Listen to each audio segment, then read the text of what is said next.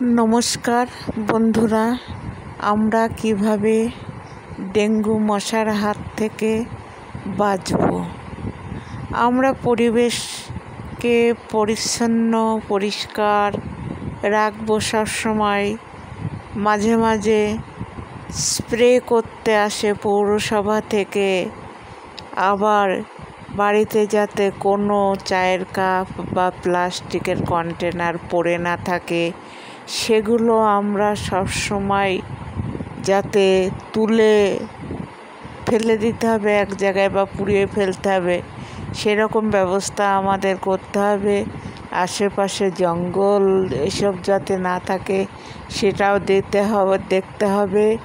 মশা মারা তেল মাঝে মাঝে দিতে আসে, যেটা ধোঁয়া আকারে চারিদিকে ছড়িয়ে দিলে মশা মারা যায়। ওইগুলো দিলে বন্ধুরা, আমি এই নিয়ে কয়েকটি পিকচার আপনাদের সঙ্গে শেয়ার করলাম। এটা যদি আপনাদের ভালো লাগে, একটু লাইক, কমেন্ট, শেয়ার, সাবস্ক্রাইব করে আমাদের পাশে থাকবেন। ভালো থাকবেন, সকলে সুস্থ থাকবেন। নমস্কার।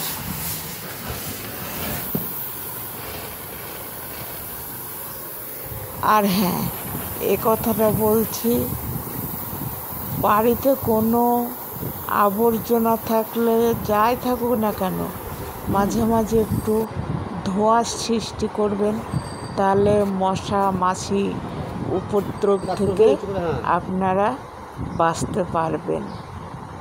না হলে আপনারা নিকটস্থ পঞ্চায়েত বা পৌরসভায় খবর দেবেন। তারা তাদের মতো সরকারি ব্যবস্থার মাধ্যমে আমাদের এগুলো মারার ব্যবস্থা করবে। তাই সকলকে বলবো, সকলে সচেতন হন। একা পৌরসভা তো সব কিছু পারে না, আমাদের নিজেদেরকেও এগিয়ে আসতে হবে।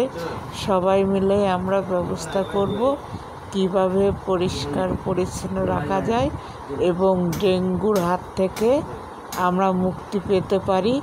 এবং রাতে অবশ্যই আমরা যেন মশারিটা ব্যবহার করি, অন্যথায় ওই ডেঙ্গুর মশা যদি কামড়ায় তাহলে কিন্তু আমরা এই রোগ থেকে কেউই বাঁচতে পারবো না। নমস্কার, সবাই ভালো থাকবেন।